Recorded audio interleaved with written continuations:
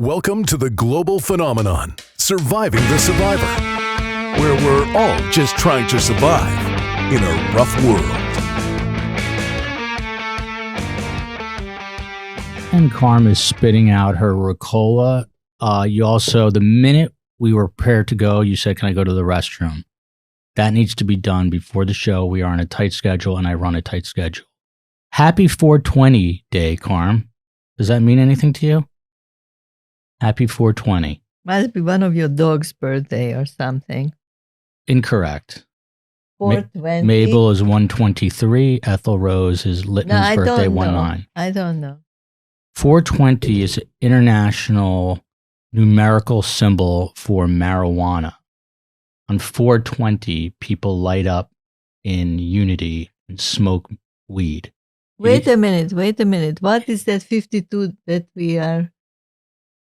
What's 52? It's a year younger than what I am. Or what I'm about to be. No. You are still 52. That's not the point. Till July you are. But the point is that something that Elon Musk made like a practical joke when he priced his stock on that number. That I don't know. Do not know the numerology surrounding 52, but it's widely believed that 420 owes its roots to 5 Californian high school students. I told you, Karm, you don't move the mic once we start. It's very distracting. Don't touch it. You're like a little child, man, with ADD. It's unbelievable.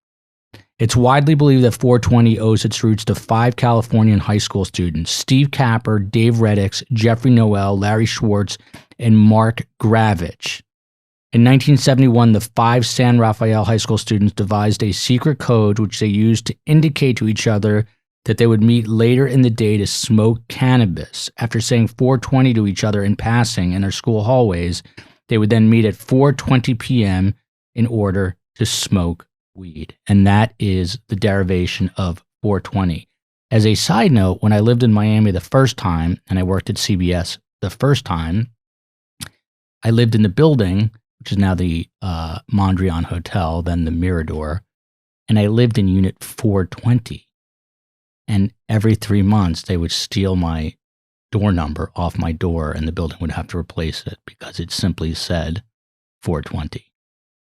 The other thing that stood out to me today, Carmela, can you tell me how you were, when you came in the car, you were yapping away in Serbian to your sister? Hungarian, excuse me. And what did you say to her at the end? Pussy. And you said it like 10 times. Say it again. Pussy. And then what did you say? No, it means kisses. You said pussy, pussy, pussy, pussy.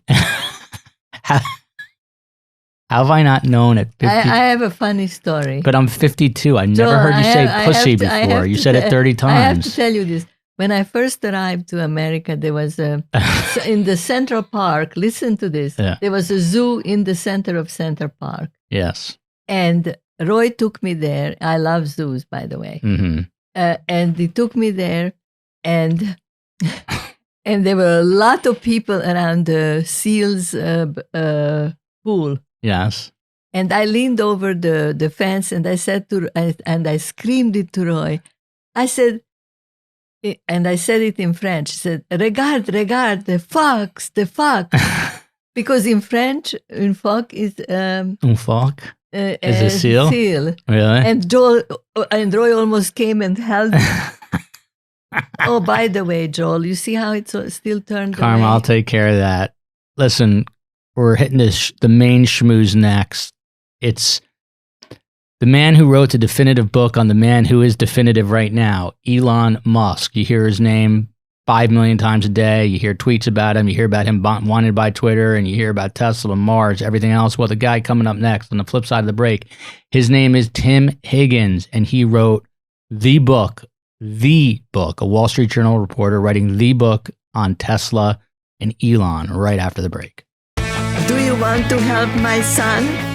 His company, Content Partners Media, specializes in brand video and content creation for innovative companies and others. Please go to www.contentpartnersmedia.com and hire him. I repeat, please go to www.contentpartnersmedia.com.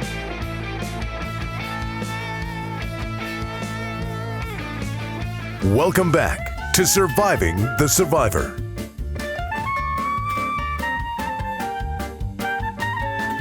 It's time now for the Main Schmooze.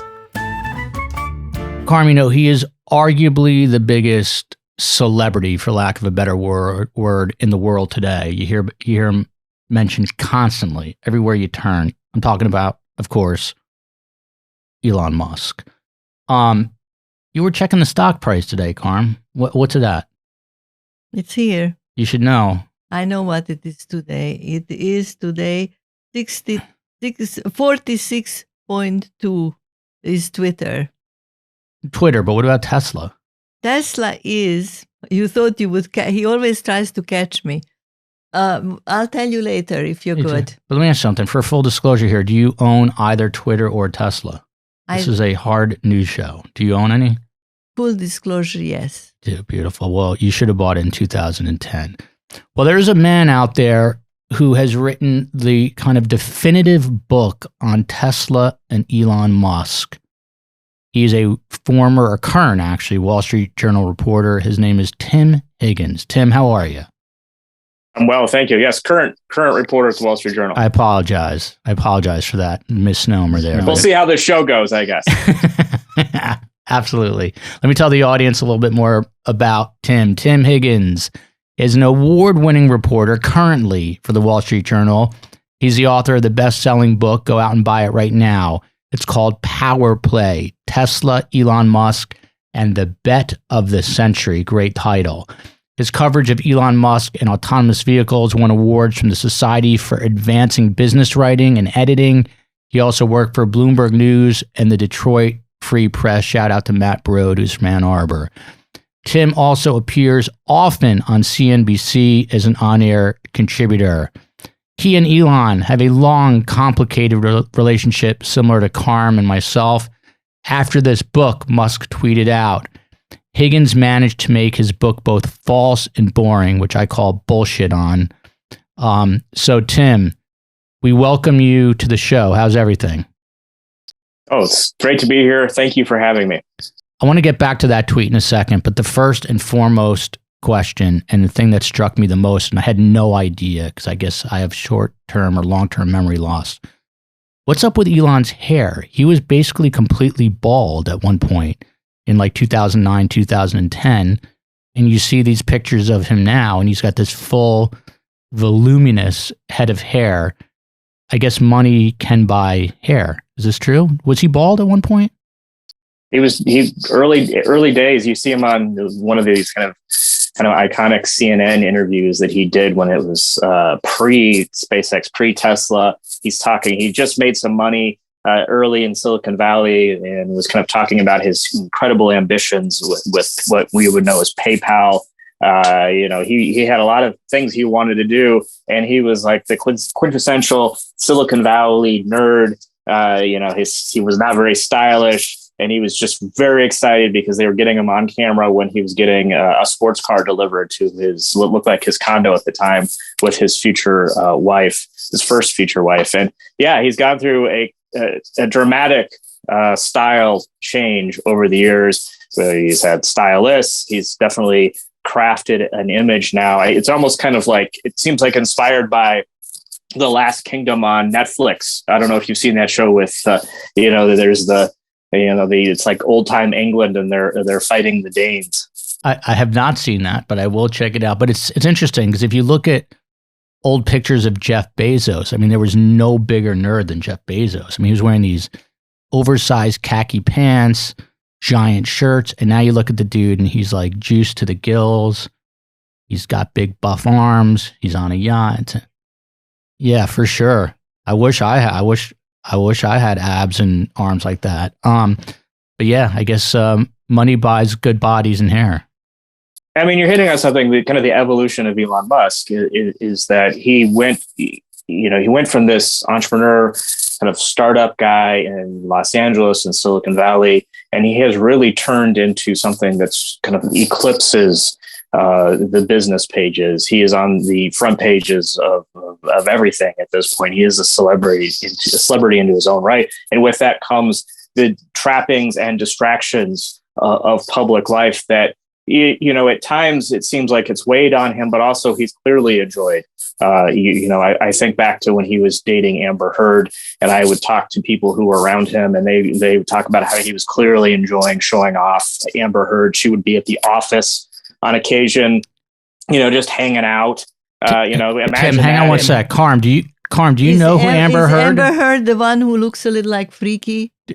No, that's a different one. But do you know why Amber Heard is in the news right now, today? No.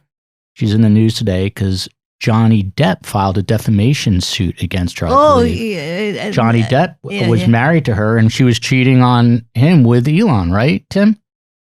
Well, they deny that. They say the relationship began after the divorce, but they clearly were friendly during the final days of that marriage. And that is actually, some of the details have been alleged in that litigation. And so, that's part of the mystique of Elon Musk. Let's go back. We're no CNBC, by the way, Tim. I want to know all the juice on Elon. No, I don't. I am more curious about the finer things. Sure. So he is born in South Africa. He moves with his mother to Canada. He comes from a divorced family, if I'm not mistaken. Tim, this is Karm's way of showing off that she did some research. No, I didn't do research. Which, by the way, we ordered your book. It didn't come yet. And they signed that it would be here on Monday. But you know what we do? We usually show the book on the podcast. But next week, whoever it is, even if it's the Pope or somebody, we will show your... More importantly, the check is in the mail to Tim, because Karm bought the book. But, but I want to plug your book. But I did not read it since I didn't get it. So Karm, what's your point about... I blame it on Amazon, so we have to... What's your point about South Africa and rattling off his history? I have a master's in social work, nothing to brag about. Right now, Tim's feed is suddenly going to go out. He's going to suddenly disappear from the screen. Don't worry. Anyway, don't be scared, Tim. Karm, go on. No, but the point is that I'm still interested in the psychology of how he became who he is and how it evolved. And allegedly his mother is...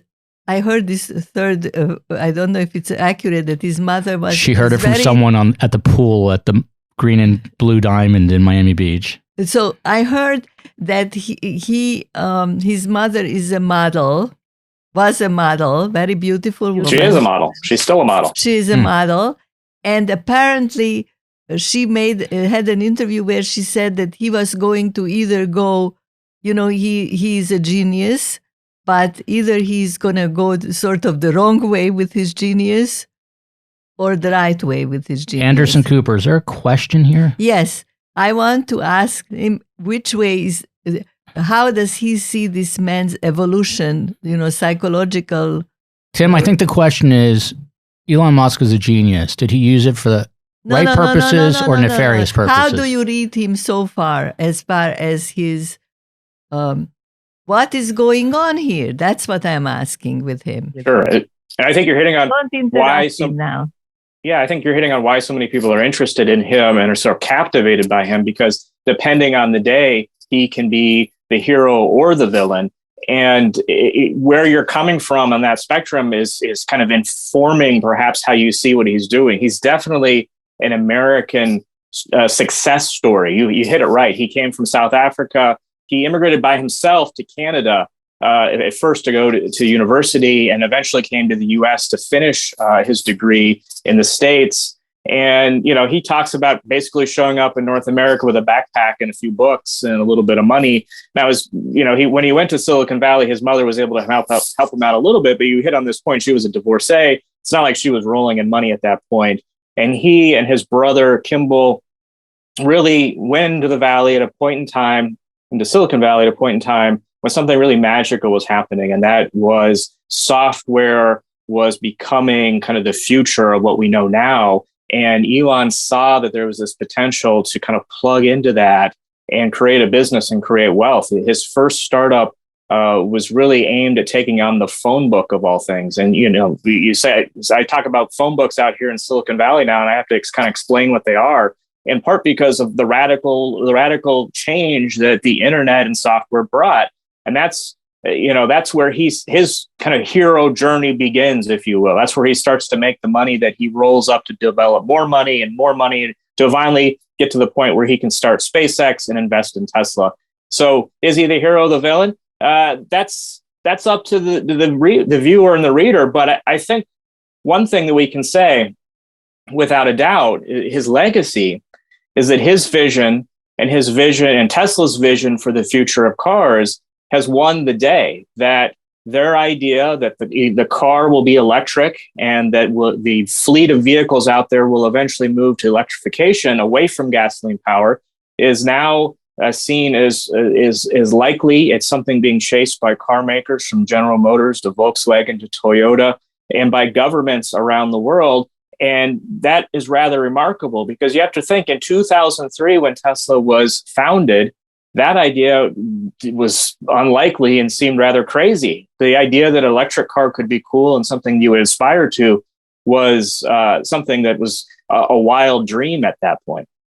I think it's important. I have a question. Oh my goodness. We interrupt each other. Don't worry. It's not polite. That's our style.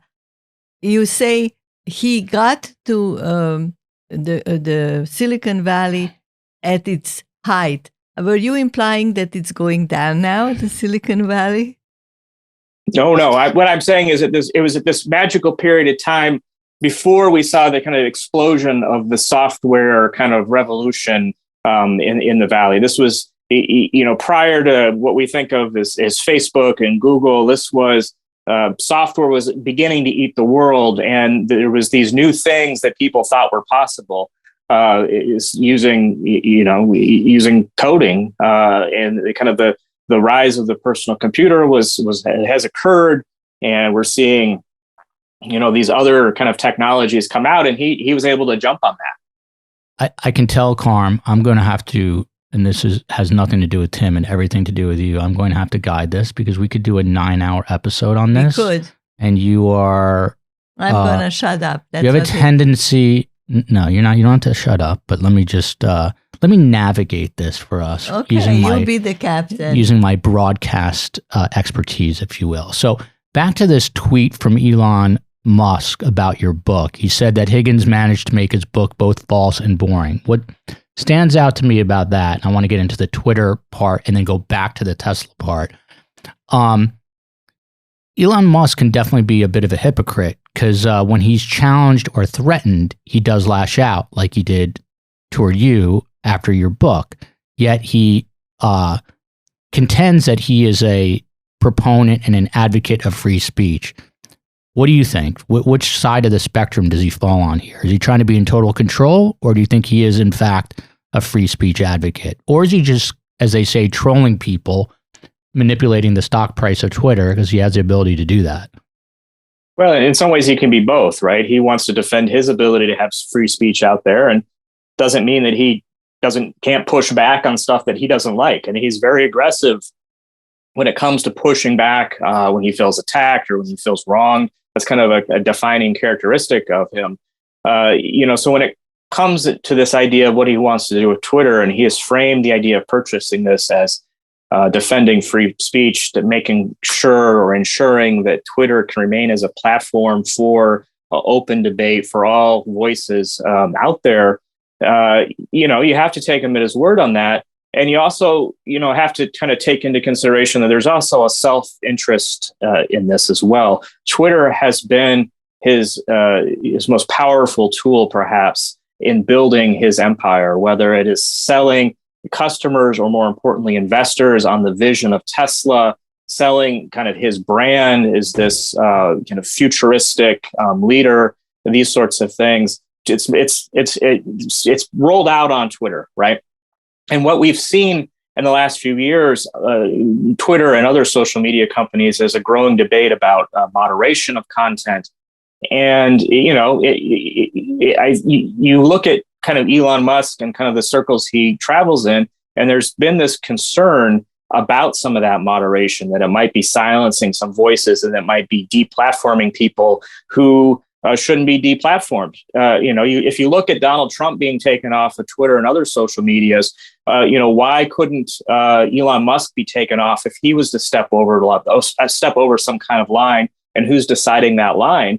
And so you look at that and you can kind of understand why he might want to control that weapon or control that tool to ensure that he has it and can ensure that that voice can continue to reach millions and millions of people around the world. Off the top of your head, do you know how many Twitter? I'm trying to pull it up on my phone, but I've got terrible service. I think he has 82 million Twitter followers. Unbelievable. Grows by the day. It's hard to, you got to fact check me there. Yeah, 82 million. That's hard to believe. So again, his reach is so incredible. I was just last night, as I was preparing for this podcast, which I do diligently, Carmela. Amen. We live in Florida, and Governor Ron DeSantis, the controversial governor of the great state of Florida, he's now threatening Twitter about activating this so-called poison pill, which Tim can explain what that is, to prevent Elon's acquisition of Twitter. Basically, in so many words, he's kissing Elon Musk's ass. He says that Florida has pensions. They invest in Twitter. Maybe they won't invest in Twitter anymore if they are not kind to Elon. This is interesting. You've got potential presidential candidate, a potential future president who's basically aligning himself with Elon Musk. What's the strategy here? Yeah, it's kind of the latest evolution in this kind of debate that we're having in this country about the power of big tech, which I think really came into focus for a lot of people after the January 6th issue at the U.S. Capitol. And, we saw the likes of Apple and other big tech companies deplatform the social media app Parler, which is very popular among some super conservative people out there. And that, in some ways, was a wake-up call to some that these big tech companies can just take them offline if things become too controversial, and that worries them. And we've seen that as an issue in Congress among certain Republicans who are now taking increased interest in the powers of the likes of Apple. But we've also kind of seen an effort to by some to create a conservative social media, if you will. We've seen former President Trump out there in that effort, but it's really hard to create the magic of a really powerful social media company. And so it's clear that Elon Musk's entry into this debate, wading into this bigger culture war kind of issue has clearly sparked a great interest among many in the conservative movement, and creates even more support for Elon Musk and his endeavors. It also makes him very polarizing to some Democrats who have been attacking him in recent months since he's become the world's richest man, questioning the amount of taxes he pays, questioning using him as really kind of the poster child for billionaires who need to be paying more in taxes. And that, and in some ways, he has gravitated towards the Republican Party because they have been welcoming him. He went to Texas with Tesla's headquarters, moved it from California, the official term headquarters, after fighting with local officials in the San Francisco Bay Area during the early days of COVID, when the local governments shut down his operations because of efforts to contain COVID. He felt that was an overstep, and really had a very public battle to get that plant open at a time when keeping the factory shut, his lone U.S. assembly plant shut, was really putting the company in financial jeopardy, keeping them from meeting goals. And so here's somebody who definitely has benefited from kind of his alignment with some conservative causes in Texas, and you see people standing up to defend him, and he's part of this debate now. But I read somewhere, and I don't know where, that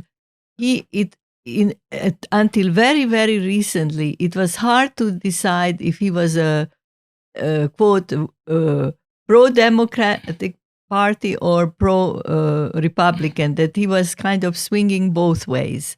he made, the climate issues and certain other issues. He was more one way, and then he moved out of California and moved into a Republican state like Texas, par excellence, a Republican state.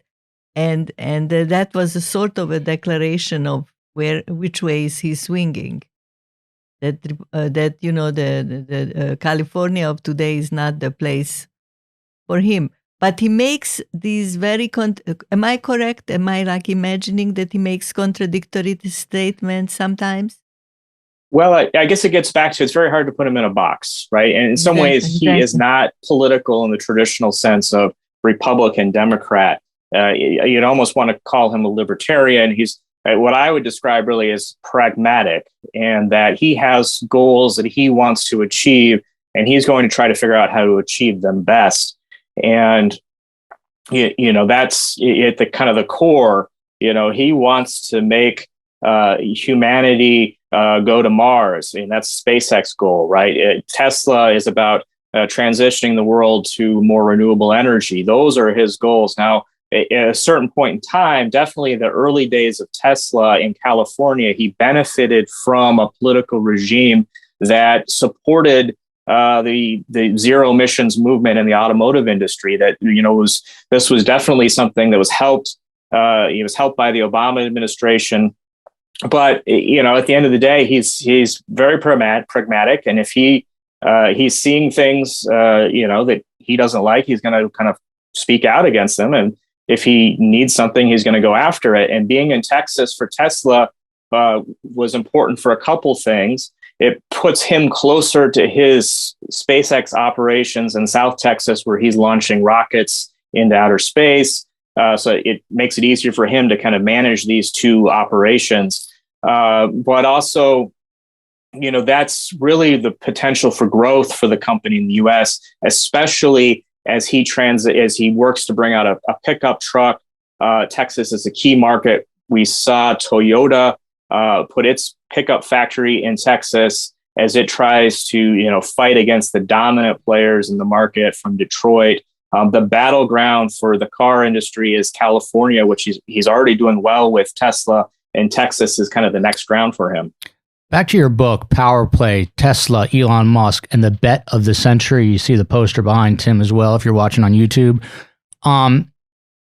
He didn't speak to you for the book, but do you have a relationship with him? Have you interviewed him personally in the past? And what is the relationship like? It's strained now? Yeah, I've dealt with him over the years. I don't get Christmas cards from him. At one point I interviewed him on the factory floor of Tesla at Fremont, California. It was a point of great pressure for him, 2018, when the company was really near bankruptcy. And he was there. He'd been there for days. He hadn't showered. He was wearing a kind of a t-shirt, a dirty t-shirt. His hair was a mess. He looked exhausted. His pillow was right next to him. He was talking about sleeping on the factory floor. But the one thing that struck me at that point in time was how optimistic he was, or at least how he was going to sell me on how optimistic he was that things were going to work out. And he was right. Things did work out. At that point in time, the company was trying to crank out enough cars on a weekly basis that they could then turn around and sell to generate the revenue it needed to keep the lights on and keep going. And it was uncertain if they could kind of hit those numbers. And they did. Shortly after I left, they were able to show that they could do that. And that was a huge win for the company.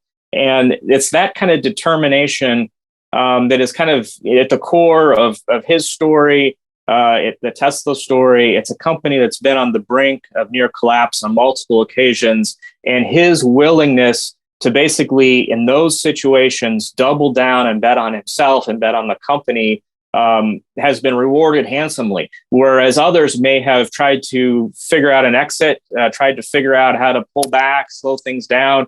He wants to use momentum to create wins that create more wins and get himself out of problems. So, he's a very complex character in that, he can be incredibly witty, incredibly funny, incredibly engaging, but he can also be, as people will describe, just a tyrant, somebody who whose temper is lightning quick, who can make snap judgments on people rightly or wrongly, and who is really has that self-assuredness that he is right, that can be kind of confounding to people. And part of it, I even asked him about it at one point, and he says it's hard. People, when the people around him says this is going to be impossible, we shouldn't do it, and then the company gets in trouble because it wasn't possible. It's easy to look back and say, well, Elon, why didn't you listen to these people? And his response is kind of along the lines of, people have been telling him things he's been doing are impossible from the beginning. The idea of landing rockets, reusing rockets, it's impossible, and he's doing it. And so he's kind of gotten at the level where he has done the impossible so many times that it's kind of hard to tell him no. People around him have a hard time telling him no, or at least listening. He's listening to them.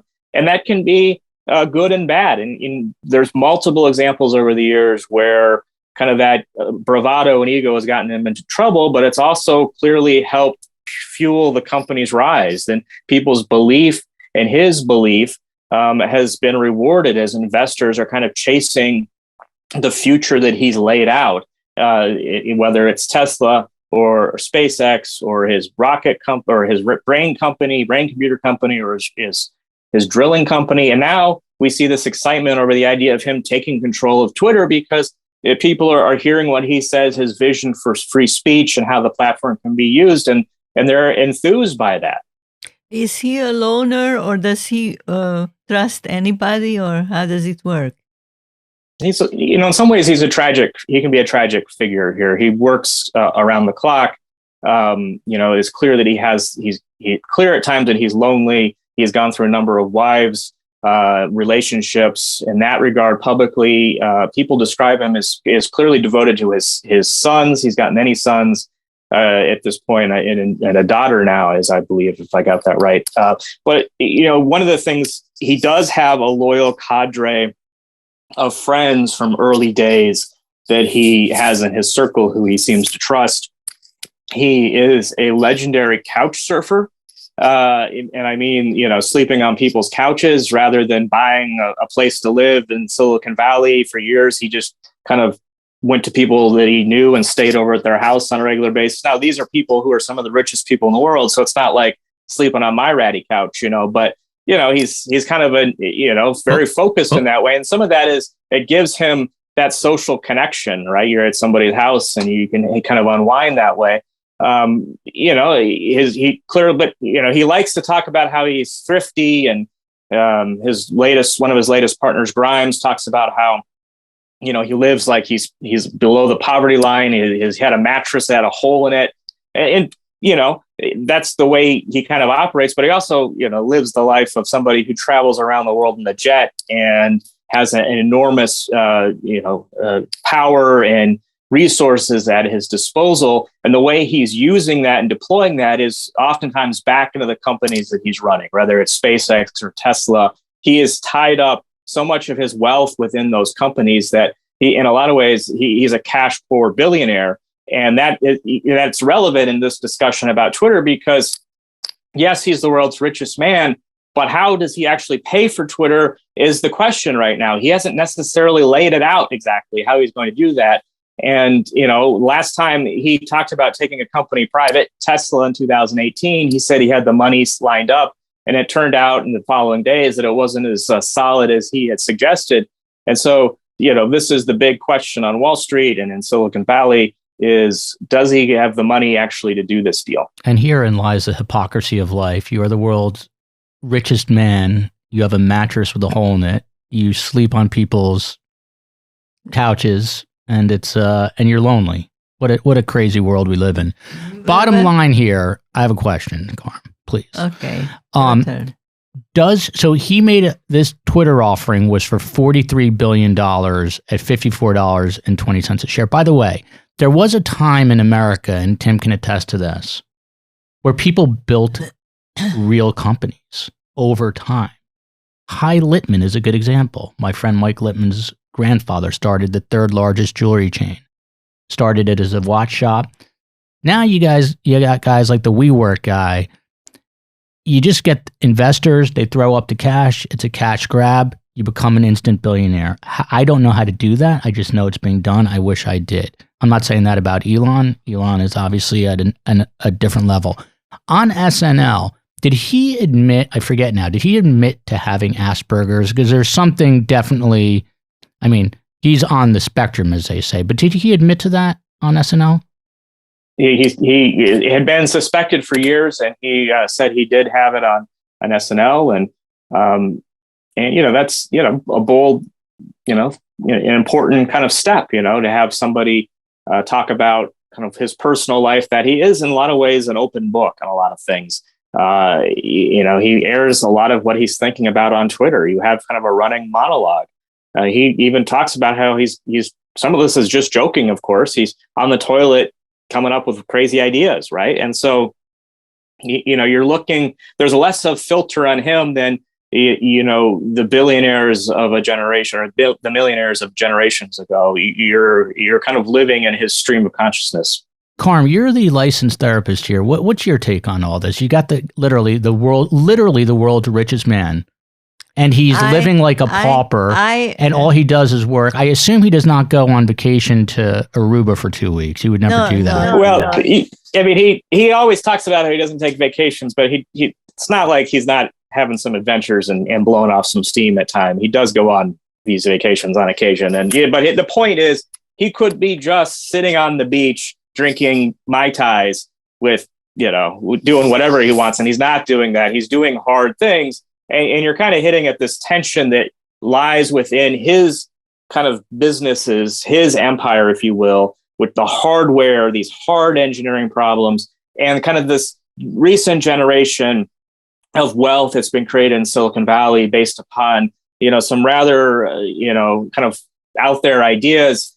Some have been very, world changing. The idea of Uber. I mean, Uber has disrupted the taxi industry. But when you think about a company like Twitter and social media, this is not figuring out how to make a car work. This is not figuring out how to get to Mars. The level of complexity, for some of these hardcore engineers, they might kind of scoff at that.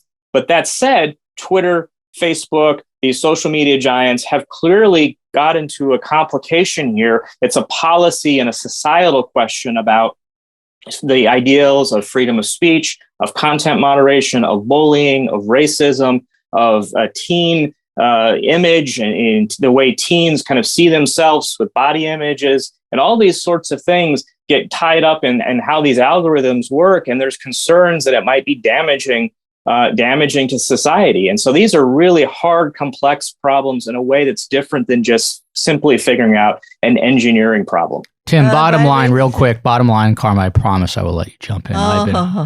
In 6 months, when we talk to you again, will Twitter be owned by Elon Musk? It's hard to say. I mean, that's part of the drama here is, does he have the money? And is he ultimately have the patience to figure this out? Karm? But now, I feel bad. I apologize for cutting you off. This is a senior moment type of thing. I wanted to say from my very limited experience with Asperger's and also very limited experience with genius. Other than Joel, I never met a genius personally. I did, but it was hard to believe I met somebody who got the Nobel Prize for the Big Bang he was our friend, Big Bang Theory of the Universe.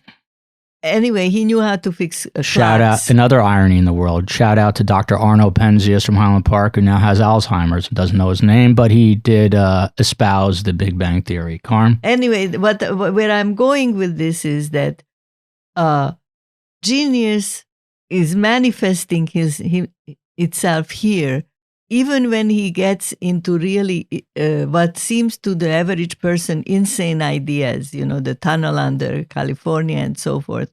Whatever ideas, but he definitely has genius and he definitely thinks out of the box. And the Asperger, it could be in some way linked to this genius, and it's not something that stops him from living, and it's just a label, and we try to avoid labels rather than labeling. In other words, it's not such a big deal that he has Asperger's. Right. And you're hitting on something it's interesting about his success. A lot of people a lot of times, ask me to compare him to some of the other business greats of this generation. And I kind of come back to this one kind of key idea, and that is his risk tolerance is just so much greater than so many people's, so many traditional CEOs, for example. And he's willing to, double down, at a time when he could lose it all. And he's done it on many occasions where everything really is kind of on the line. And he's willing to roll the dice because he looks at the odds, and they might not be, 100% he's going to win. And they might not be very good, but, he's willing to to look at those kind of figures and say, he's willing to pull the trigger on that. And one of the complaints or one of the criticisms he has about people are this idea of, coming to the right decision, taking time and being slow. Well, not making a decision is a decision. And he would rather have the power of momentum, like a gambler in a casino with a hot hand. You want to keep playing that hot hand and keep winning on that. And that's kind of a key of how he operates. And you see this time and time again over his career and over the rise of SpaceX and Tesla. It's almost when he sleeps in other people's, on other people's couches and doesn't have a house and there's an old car. And it's almost like he's practicing if this were going to all go down the drain, that he would be still fine. And, historically, many people who really made it very successful lost it all, but then they dusted themselves off and went back and, they had the personality, the intelligence, the genius, whatever, and they restart. In other words, you get down, but you get up again. Imagine a day where Elon Musk is broke. They start a GoFundMe page for him and you PayPal him money. The irony would be incredible. One thing that actually blew me away, because I'm not that well-read when it comes to this or other things for that matter, Tesla was not Elon Musk's idea. He was pitched to about starting this company, about making a sports car, building buzz and cash, expanding enormously to go to the mass market and saving the world with these electric cars. So there's a couple of guys I know are very important. I think it's Martin Eberhard, Marc, if I'm saying that right, and JB Straubel. This really wasn't initially his idea, right? Who are these guys and what did they want to do? Martin Eberhard was the founding CEO. And at the time, he was middle-aged, was going through a divorce, had just sold his startup, but still needed to figure out what he was going to do with his career. And, classic midlife crisis. And what is the solution for a midlife crisis? A sports car, right? And so he's thinking about getting a sports car, wants to get something cool, something sexy, but he's also concerned about the environment, concerned about global warming and the U.S. dependency on fossil oils. And so, kind of going to the next step. Well, what about an electric car? What about an electric sports car? At that point in time, there really, the options were limited and there wasn't anything that was really cool. GM, General Motors, had tried something called the EV1. It had found an audience in California, a limited audience, but it was full of compromises because of the cost of the batteries. And it weighed with the performance, and it really aimed at people who the company thought would want it because they were concerned about gas prices. And the insight that Martin Eberhard and his friends had in those early days was, let's start at the top of the market. Sports cars, these are aspirational things. The performance of an electric car would really help a sports car. You'd have that 0 to 60 torque that, right off the line, you could feel it. This would be, really playing into the strength of the electric car. And the other thing is, people who buy sports cars tend to know that they can be finicky and are willing to overlook some of those initial problems you're likely to have in bringing out a car, because if they think it's a cool thing, if they think it's influential, if they can see, if it's something they want to take on a Friday night date, that sort of thing. So this was a key insight. The other key insight that Eberhard and his partners had early on was this idea around the batteries for the car. The idea of an electric car is old as almost the auto industry itself. In fact, Henry Ford's wife drove an electric car, but the gasoline powered vehicle ultimately won out because it was convenient, it was cheap, it was easy to do. The problem with batteries is that this kind of trade-off between range and cost and whatnot. And the industry was always looking for the perfect technology for that battery. And it was just never attainable. There was always reasons why it wasn't working. The insight that early Tesla had was, let's take a known battery technology off the shelf, lithium-ion cells, those cells found at the time in camcorders and batteries. It was a new type of technology that had been proven. Take a bunch of those cells, they're about the fat finger size, put thousands of them together, wire them together, create a big battery box, and then that could power a car. And then that would give them the scale to go to the battery cell providers to get these lower cost eventually. And this really could be kind of the path towards the electrification of the automobile. And it was something that the traditional automakers scoffed at. They made fun of it, saying that this were a car powered by laptop batteries. But ultimately, that insight and the technology that Tesla developed around protecting those cells, keeping them from catching fire, allowing them to perform between mechanical and software technology was the true breakthrough of Tesla in those early days. And that's kind of where Tesla went going. But without Elon Musk, there wouldn't have been that funding in the early days, because the idea of funding an electric car company was rather crazy. And in fact, Martin Eberhard goes to Elon Musk in those early days because Elon, who had made his real big fortune in the company we now know as PayPal, was in LA area, and he was investing in this rocket company called SpaceX with the idea of going to Mars, which was a really rather crazy idea in itself. And so the thinking was, here's a guy in Elon Musk who takes crazy ideas and bets on them and is willing to put his own money into it. And so why not take Tesla to him and see if he's interested? And Elon bit. He was excited about it. He became the largest investor, became the chairman. Well, one of the things that going on in the background that complicates the story is Elon had already been thinking about the electrification of the automobile. He'd been thinking about it for a long time. And in fact, he was trying to figure out how he could get a cool electric sports car, and had been working with some of the people behind the scenes who Martin Eberhard had been working with to try to figure out if he could convert one of his a sports car that he was going to buy into electric. And so there was this kind of basically kind of the perfect storm of people people seeing the potential for the electric car and trying new ideas and kind of landing on the same idea. And in a lot of ways, Martin Eberhard and Elon Musk were kind of two peas in a pod at that point in time. Now their relationship would become strained over time. And to this day, Elon calls his business dealings with Martin Eberhard his worst business decision ever, which is perhaps, that's pretty extreme. But clearly, Tesla, the idea of Tesla, struck a chord. Musk eventually got rid of all those founders. He pushed them out. Related to this, J.B. Straubel, who was considered a founder and was really behind the technology, Elon has said that he should have been just him and Elon that founded the company. He has a lot of respect still for JB, but the other ones he has spoken less kindly of. Interesting.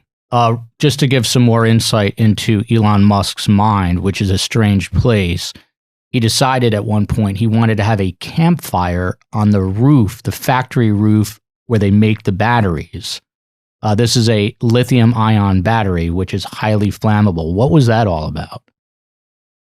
Well, this comes at a period of time, late 2017. The company is struggling to ramp production of the Model 3, the compact car that was really a bet the company product for Tesla, that was really taking it from kind of a niche sports car, a niche luxury car maker into the mainstream. And they were building the car was a lot harder than they thought. And they were plagued with problems at the assembly plant, but also the battery plant. And Elon was at the factory there outside of Reno. It had a head of steam. He'd been really going hard at people. It was kind of one of those things where it seems like he realized that he'd been running people pretty hard and he needed to kind of lighten the mood. So he wanted to have a party. And so he ordered up a party on the roof for some of his senior managers, campfire. He wanted to roast marshmallows, make s'mores and these sorts of things. And in fact, he records himself drinking and singing and kind of looking like he's having a crazy time in the middle of the night, and posted on social media. And it comes at a point when the company is already under increased scrutiny. It's missed these deadlines. It's getting behind. And Elon had been on the cover of Rolling Stone magazine in a story that went into great detail about his personal life. And he's waxing about how he's very upset about how his relationship with Amber Heard had ended. And this was really upsetting. And, these kinds of things are just not traditional kind of ways that CEOs of major companies act in public. And it was discerning for a lot of people. And it was amplified by something that was going on in the market. These so-called short sellers, people who have financial stakes, that they're betting the company's share price will fall and have incentive to see bad news trigger that fall. And so they were able to amplify a lot of this in a way. And in some ways they were right. The company was in trouble and Tesla was trying to say everything was okay, but clearly wasn't. I would never have. I'm sorry. Go ahead. And this would be kind of culminate in the summer of 2018 when you see him kind of come unwound on social media, getting into fights on Twitter with random people, accusing somebody, suggesting they were a pedo, and saying he had money secured to take the company private when the SEC would say that wasn't the case. It really all just kind of got too much for him in 2018, and you kind of saw him crack a little. But at the end of the day, they were able to pull off getting those cars built, and more importantly, they could get them sold, and they could generate the money to keep them alive for another fight. I would never have a campfire on the roof because I would hear my mother's voice in my head screaming at me, calling me an idiot. I would never do it. I'm curious, back to this question about being a cash poor billionaire. If you had to guess, if you looked into Elon's bank account, how much liquid cash is in there? Well, this is the interesting thing. One of the ways that he has funded his lifestyle and funded his some of his investments and some of the things that he's been doing in recent years is borrowing against the shares of Tesla and his stake in SpaceX. And so, that has created liquidity for him. The challenge in particular is, especially going back to 2018, 2017 period, is the fear that Tesla's share price would fall to the level where it would trigger a margin call, and he would have to either put up more shares or more money or these sorts of things. And would he be able to do that was really one of the questions kind of hanging over Tesla as, they explored, kind of how they were going to survive. And so, that's part of the risk and part of the drama of the Tesla story. Now the company, of course, is worth, depending on the day, more than $1 trillion. And, his shares are worth, have made him the world's richest man. So he's got a lot more leverage, if you will, to do things. And that's where we see him trying to explore how he's going to buy Tesla. And, the idea that maybe he would borrow using his shares is Twitter. Oh, I'm sorry. Yeah, Twitter, right. Yeah, all these tea companies. If we could just, get another one. It's interesting. Tesla is now worth more than General Motors and Ford combined, which is pretty amazing. But he is a bit of he's got some Steve Jobs in him, like this Giga Factory opening in Texas was like a huge spectacle, right? So he knows how to draw people like you in, people like me who are in media. Yeah, he's a showman, and people want to know what the greatest contribution he's had to Tesla. Elon would like to talk about how he's an engineer and the chief product officer and how he's in the mix on these things. And, it's true. He has thoughts about the design and the engineering of these cars without a doubt. But the biggest contribution has been selling the company, selling customers on the car, but more importantly, selling his vision for the company to investors who for years plowed billions of dollars into the company to keep the lights on, to keep the growth going, to keep them, able to get to the next step, to get to the point where they could be a cash generating, profit making company based upon the Model 3, the Model Y, the idea of a vehicle that would go beyond just the super rich, that could appeal to more of the masses. And, that being able to do that is not an easy task. And selling that vision was, key to Tesla getting to this point. By the way, for full disclosure, I got a Model 3, which cost me less than my Pacifica Chrysler minivan, which I cart my 3 kids around. And every time I get in that car, except for the fact that the Bluetooth locking system doesn't work too well, it drives me nuts. Elon, if you're listening, you feel like you're driving a $200,000 car. It's really cool. I mean, and this is the cheapest model there is, shortest battery life, the whole Megillah. But I drive this thing. Carmela just got a Volvo. It was much less expensive than the Volvo.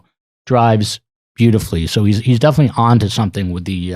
I got a 61-year-old, a Volvo 61-year-old. Oh, what? My Volvo is 1 year old when I bought it, and it's a number 60 Volvo. Oh, a Volvo 60. It sounded like you said 61 years old. Even I didn't understand that in Carmela English. So what was, now I'm having a senior moment, Carmela, because of all this, but I'm sorry, go ahead, Tim. I mean, I think you're hitting on this thing about the customer experience for the Tesla customer is a little bit different than traditional car companies. And what I hear from customers is either what you have just said, that they love it. It's, unlike anything they've had, or you hear from a certain group who have had not a lemon, that's probably a legal term, but a car with a bad experience. Mm-hmm. And mm-hmm. This is shaded their perspective in part because the company has not had the resources or the ability to build out its customer service on the service side. That it continues to be a challenge for them.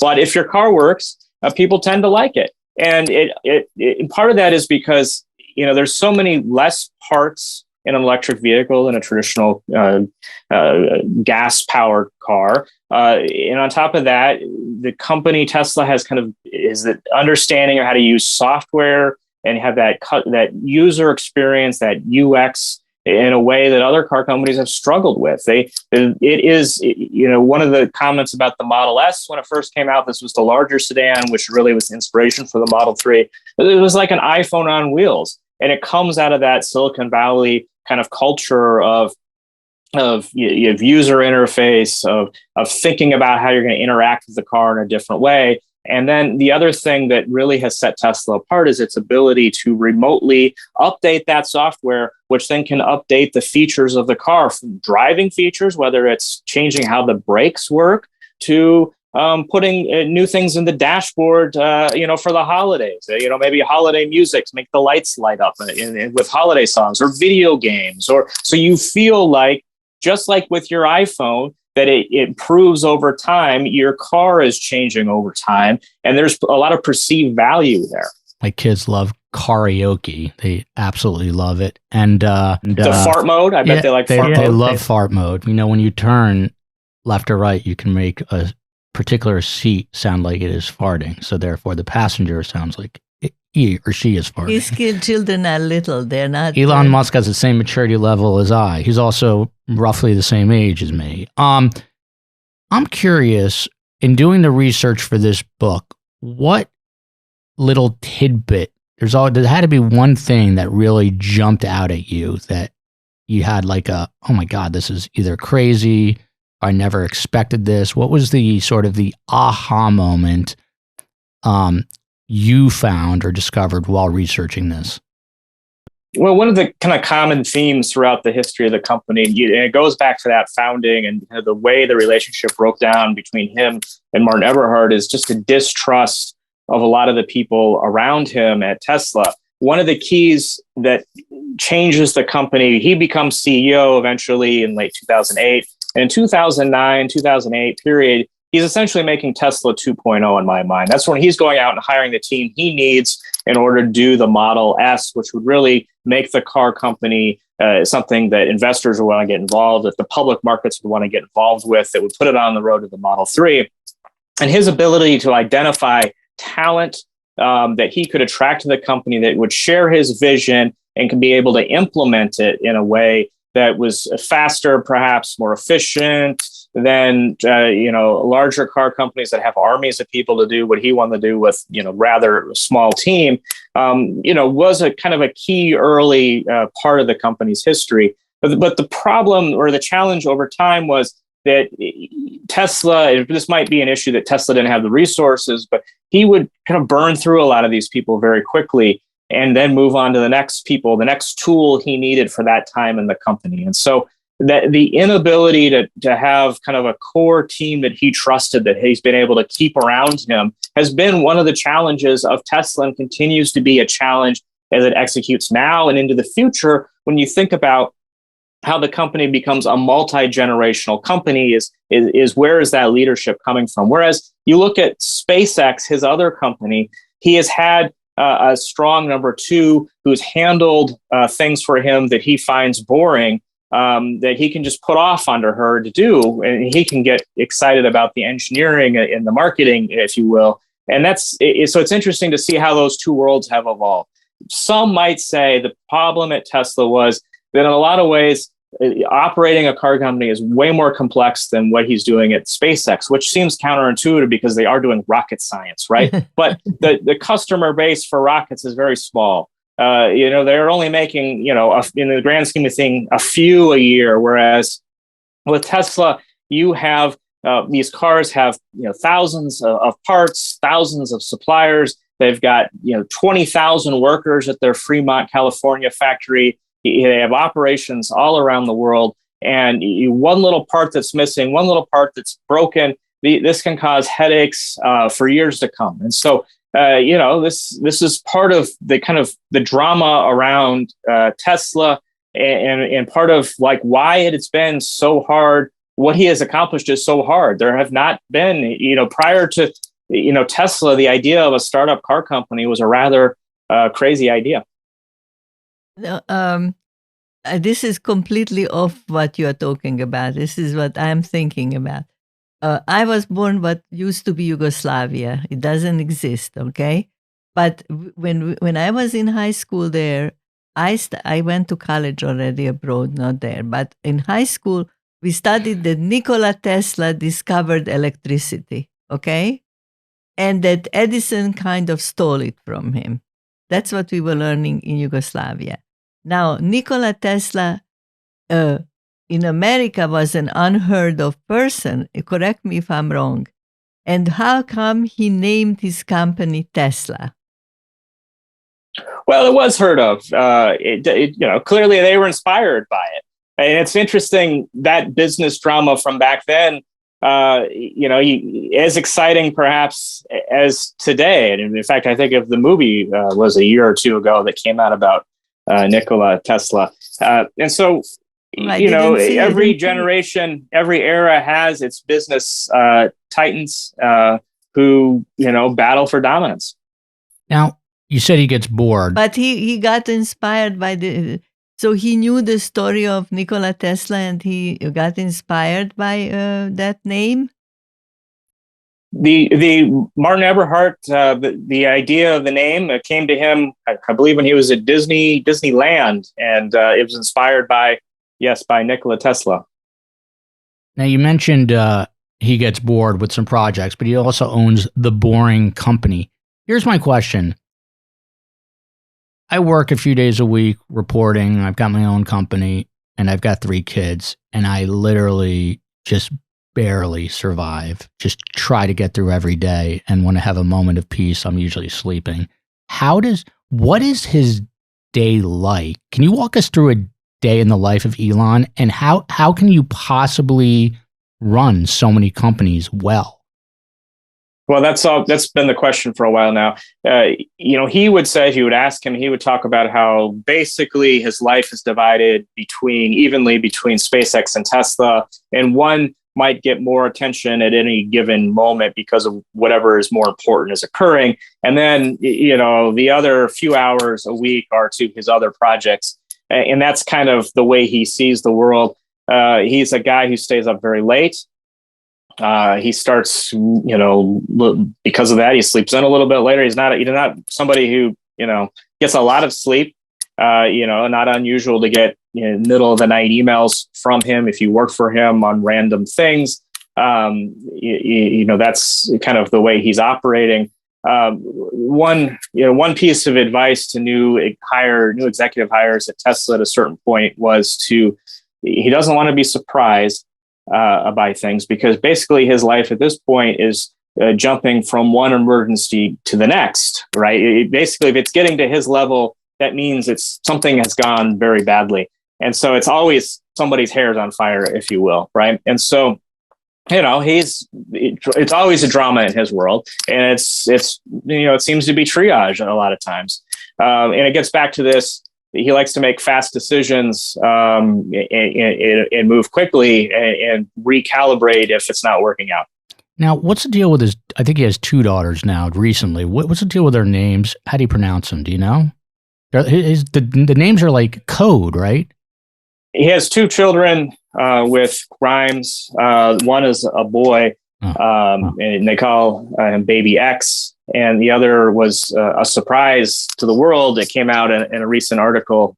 And I don't believe they revealed the name at this point. Really? But one of them is like a weird symbol with a letter with a weird symbol, right? Is that code?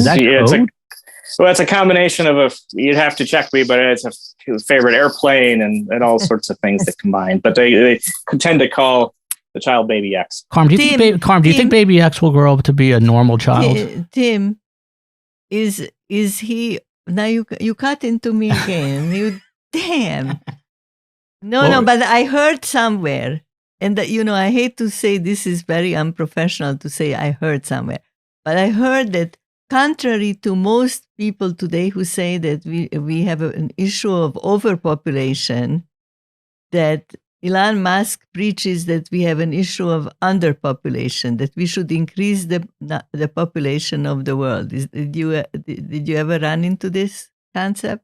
That's exactly what he says. And in fact, he oftentimes is known to talk to intelligent young people who work for him and say it's their obligation to reproduce. And he's clearly trying to do that. It gets to this core interesting kind of thing about Elon Musk, and that in a lot of ways, he's the world's biggest prepper, right?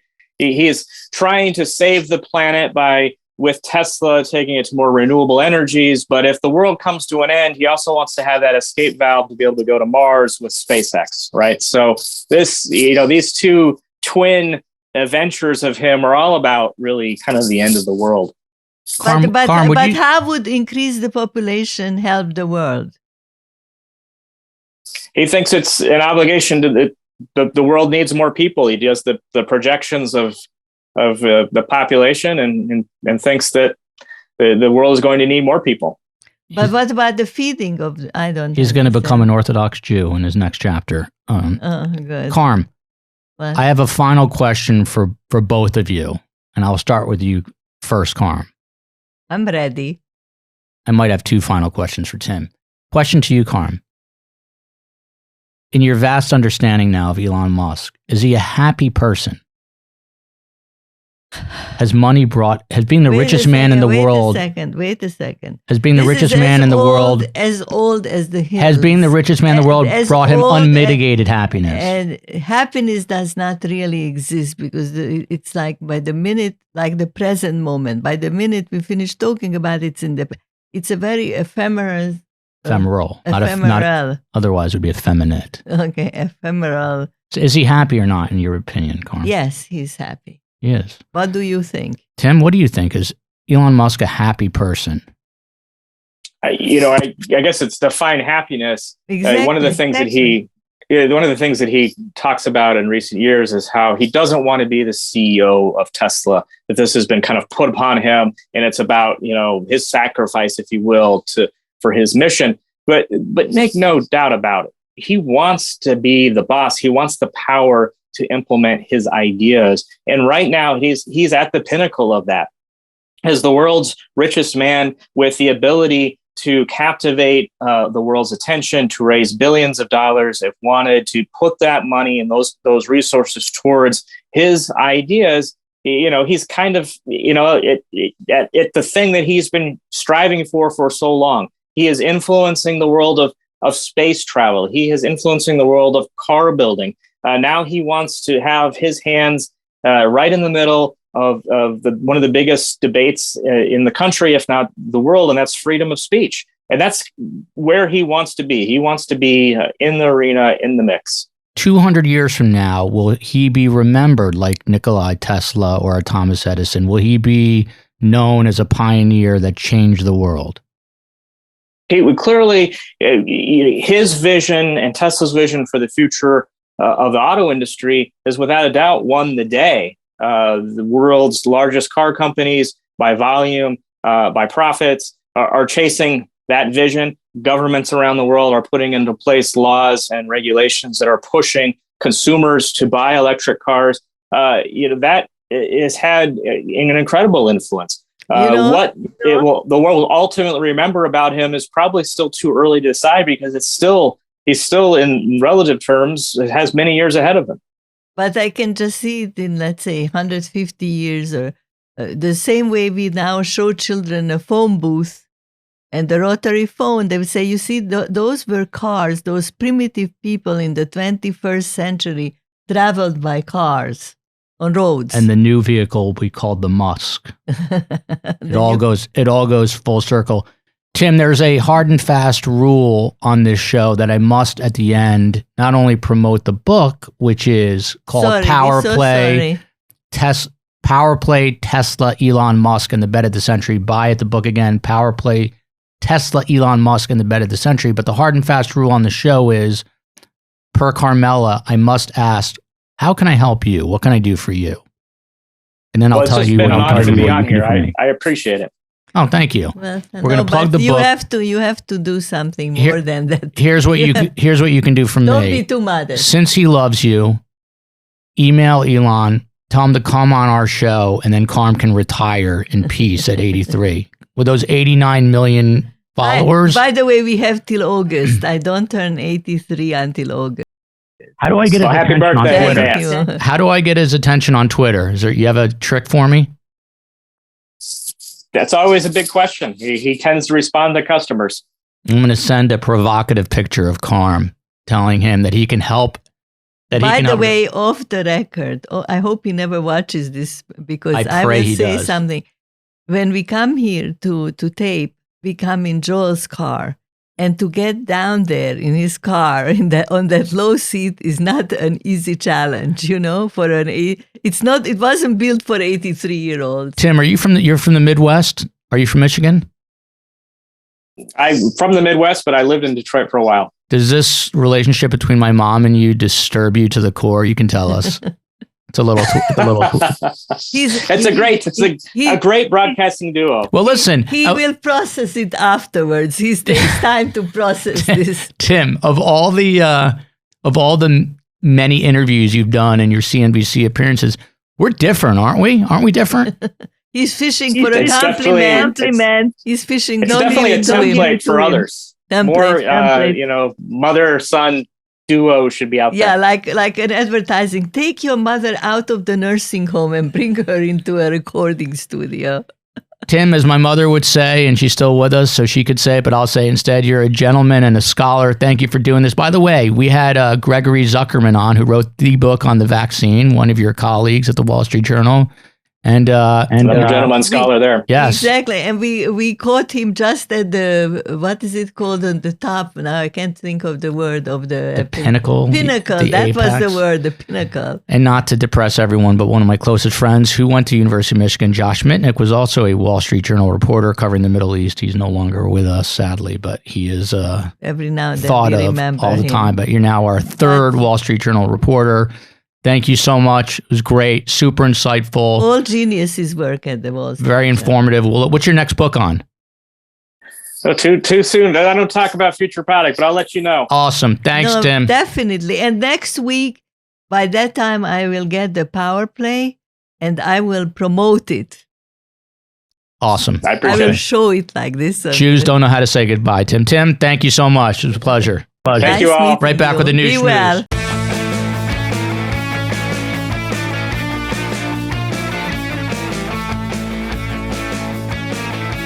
Welcome back. It's time for the News Schmooze. What do you think of Tim? No, we are not doing it anymore. We are pre-taping this because we need to save time, and then we are going to interview the guy. I thought he was fascinating. So, on to the News Schmooze. Apologies. So, Story number one. Have you checked the stock market today? Yes, I have because of this. How's it doing? Good. How's Tesla stock doing? I have the statistics right here. Don't pull it out. I'll tell you what's not doing well. What? Shares of Netflix. 35% down. Down 35%. I bet you are shocked. I knew that. No, I actually expect you to know that. And do you know why it's down so much? Yes. People don't have, quote, discretionary money to spend on things like Netflix. I'm one of them. They also reported a loss for the first time ever of 200,000. They had never lost subscribers until this quarter. 200,000 during the first quarter. It is, as I said, the first time the streamer has reported a subscriber loss in more than a decade. They blame their increased competition, this is hilarious, on the ongoing Russia invasion of Ukraine. Oh, I thought only inflation is blamed on that. Well, and, they're also lack blaming of truckers is blamed on that. They're and also climate change is blamed on that. Yeah, but they're also blaming inflation on the loss of subscribers. But I mean, it's hilarious. If anything, people are who are in Ukraine are stuck in it. They're watching Netflix. Were they losing subscribers? I could see that after we were liberated, after the COVID epidemic, that people are not sitting 23 hours out of 24 watching Netflix. They are and I hate the quality of some of their things. It's getting much worse. It's like cookie cutter formula things. I can tell you how it will end before it starts. You hated Bad Vegan too. You told me I was an idiot for watching it. Yes, I did give you that compliment. This is what else is. So Netflix is now forecasting a global paid subscriber loss of 2 million subscribers for the second quarter. That's unbelievable. Last time they lost subscribers was 2011. I have my own theory. Do you want to know what it is? No. What's your theory? My theory is people are starting to get word of Surviving the Survivor, and instead of Netflix, they're streaming us on Spotify, on YouTube. Reality-based, you are not too far because there's so many different things to watch. Is there so much? I'll tell you what I worry about at night. Are there enough actors in the world for all the shows that are on now? We've never seen it. There used to be 4 networks. No, and in a movie theater. Now here is what you should worry about. How will you get waiters in New York City if everybody's an actor and has a job now? That's a good point. You took it one step down the evolutionary trail. Yes. Okay, on to the next story, one that is near and dear to my heart.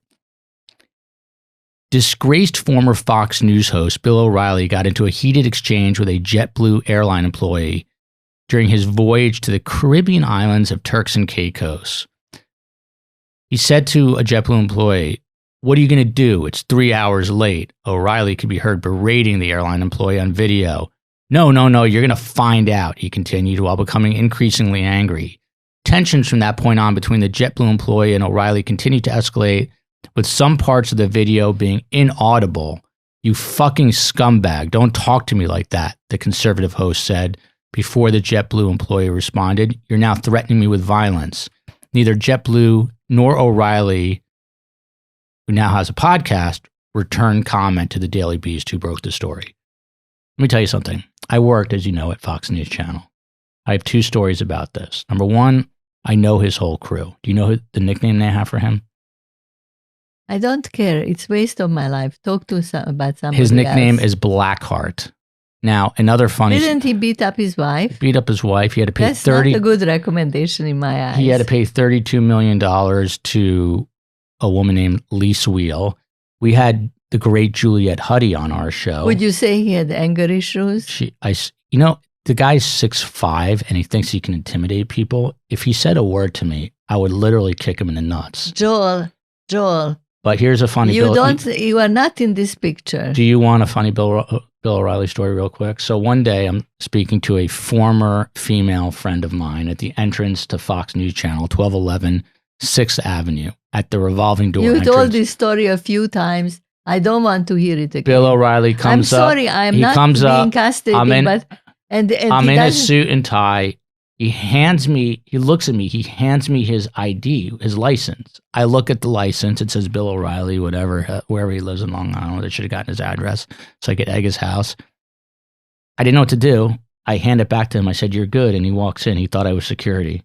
And this idiot had the #1 show on cable. A guy that's so unaware of the world around him. And by the way, Bill, you don't think people have cell phones and are filming you while you're having you're ranting? And also, by the way, after you paid off Elise Will for $32 million, I guess he can't afford the private jet to Turks and Caicos, so he's flying JetBlue. I had totally different worry. What was your worry? When you land, how do you know if you are in Turks or in Caicos? On to the next story. I've been to Turks and Caicos. It's beautiful. Perhaps the most important story, at least of this year. American penises are only the 59th biggest in the world, a new study reveals. Only the 59th biggest out of all the nations. What do you think the average length of the male penis is in America? I am not doing this because we are already on a very low level. But I was thinking, if I were going to do this, my first preliminary question would have been, in what state, of rest or of activity? Activity. This is activity. Okay, I have no idea. Give me a guess. Activity? Speak into the mic. I'm swallowing the mic. Karm, don't say that while we're on this story. The average length... Please don't ever say You are that. just sick. The average length is 5.35 inches. It's shorter, shockingly, than Haitians, Well, Haitian, yeah. French, and Aussie counterparts.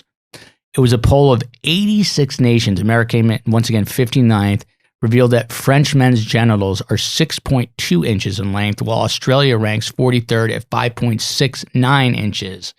Men in Haiti have an average penis size of 6.3 inches when erect.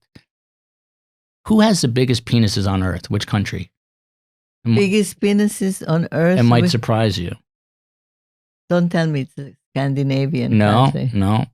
I give up. I don't even like Ecuadorian men apparently have the biggest penises at an average of 6.93 inches. Well, of course. Why? I just said of course. And who do you think has the smallest in the world? The smallest? The Eskimos. Good guess. Close. Cambodia at just 3.95 inches. Well, if somebody is 5 feet tall, I don't think it's not necessarily correlated to height, but I tell you, it's only men would worry about this. And now we are going really low class. men in the And I U.S. don't want to do this anymore. From now on, I have to review what you're going to do and approve or disapprove. Men in the U.S. narrowly beat those in the U.K. Shout out to my sort of brother-in-law. But Is he a they- brother-in-law? He's not a brother-in-law. He's a No. cousin. He's a No. nephew-in-law. Nephew-in-law. Joe Lever. Shout out to Joe Lever. But the U.S. beats the U.K. with an average size was recorded at 5.17 inches. Now, this was not included in the story, but I went and Googled this. This blew me away. Roberto Esquivel Carrera has the largest penis in the world, measured at 18.9 inches in length. I Googled it to look at what it literally is a third leg. May I say something? I have to leave now. I'm telling The you, I'll only come thing, back the when only the thing, guest the comes. only thing that made me feel better was this: he suffers from frequent urinary tract infections, and he has to keep his manhood wrapped in bandages to escape chafing. Yeah, what is chafing? Hurting? Like it gets like dry and peels. But Oh my God. You are so sick. Men are sick in general. I don't know why God created this dichotomy that women got the brain and men got the activity. if I had 18.9 inches, I would never wear clothes from the waist down. I would shock the world every day. Every single Joel, day. and it it's would bring me- inappropriate to talk about this with your mother. We'll be right back with 3 questions for Grandma.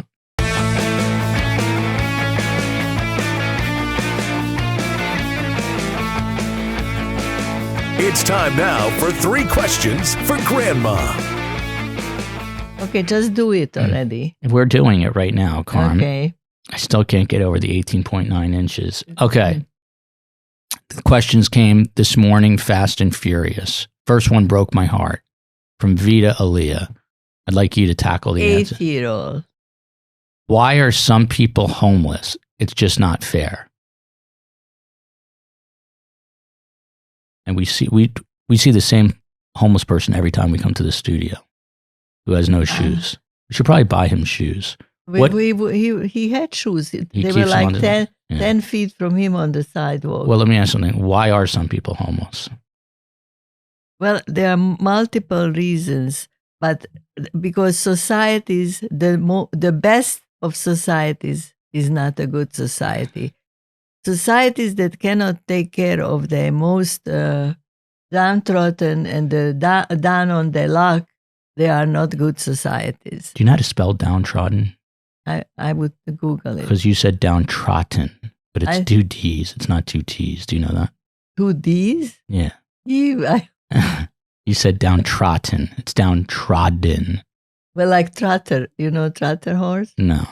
Okay, that I don't know how to spell in any language, except the Serbian is, thank God, phonetic, Serbo-Croatian. To make the short story long, Vida, it's not good that some people are very rich and some people are very poor. And sadly, unfortunately, even in communist Yugoslavia, where I grew up, that was the case. And I think even in biblical times, there were all these orders how to take care of the poor. So there were biblical instructions on how to provide the widow, the orphan. Meanwhile, the oligarchs, they just took away a couple of $750 million yachts. One guy had 50 homes. There's an incredible imbalance of wealth in this country. Go ahead, Joel. Next question comes from the ZZ Bugs, 6. But we have to help the poor people any way we can. Why, after you get married, you have to have a honeymoon? I have an answer to this. Because you immediately need a distraction from your wife. I went to see gorillas, and I went to Africa. That's how badly I wanted to go on a honeymoon. That's because you have a nice uncle. And Uncle, I love you, Ron. You never done anything for me except give me those miles. Anyway. Put me in your will. Not everybody. Your grandma never went on a honeymoon. Yeah. But why do people go on a honeymoon? It's just a celebration, you think? They go to get to know each other and get divorced. I have a great picture for my honeymoon. I am eating we went to the Serengeti and to check out gorillas in Rwanda. But when we were in the Serengeti, we were staying in I don't know what you call it, a little hut sort of thing in the middle of the Serengeti. And one day I was eating an American Twix bar. I packed a lot of junk food even back then. And I'm eating it. And in the window, the monkey was standing there trying to grab it through the glass and couldn't get to it. And Bugs got a great photo of it. Last question comes from Judah Mac. 3-year-old in a few weeks. He likes to get involved. He doesn't always know what question he wants, but he looked up today. We have a curtain that you snap up, and he said, how does the curtain go up? Wow. Yeah. Unbelievable. Yeah. So what is the answer? Because I don't know the answer to that, actually. There's interesting questions you don't think about. How does a curtain snap up? That's a physics question. I would imagine there is a 2-year-olds doing physics. Spring in the gadget that's attached to it. There's a spring. It's like the yo-yo. How does the yo-yo go up? Well, that's yo-yos work on. It's like force in physics. That's no spring in a yo-yo. Okay, but it's some kind of a spring. We'll ask a physicist. We'll call Ari. See, this is the hardest question to answer. Ari Loeb. I'm gonna email Avi Loeb. I'm going to email Avi Loeb and ask him how a curtain goes up and how a yo-yo works. You think he'd be upset by that? He was in the news recently again, just in the other day. Karm, this was a beautiful, a lovely show. Any closing thoughts? It's beautiful, but too long. I think we have to abridge and simplify. I think that we need to, as they say in news, it's called a sig out. I say love you, America, but I think you should say pussy, pussy, pussy. Those are kisses in Hungary. Hungarian. I should do this. Pussy. Pussy. Love you, America.